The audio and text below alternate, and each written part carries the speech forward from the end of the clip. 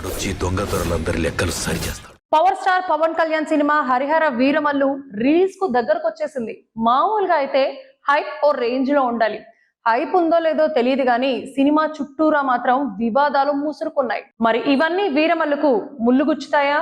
Don't miss the story till end. Harihara Veeramallu cinema ప్రారంభమైనప్పటి నుండి ఆలస్యం అవుతూనే ఉంది. ఒకప్పుడు సూపర్ హిట్ సినిమాల నిర్మాతగా పేరు తెచ్చుకున్న ఏఎం రత్నం తరువాత ఫేడ్ అవుట్ అయిపోయారు. ఆ సమయంలో పవన్ కళ్యాణ్ ఓ సినిమా చేయడానికి అడ్వాన్స్ తీసుకున్నారు.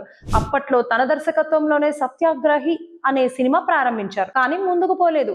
చివరికి హరిహర వీరమల్లు ఫైనల్ అయింది. గౌతమిపుత్ర శాతకర్ణి సినిమాతో ఆకట్టుకున్న దర్శకుడు క్రిష్ దీన్ని తీర్చిదిద్దారు. కానీ ఆయన మధ్యలో డ్రాప్ అయిపోయారు.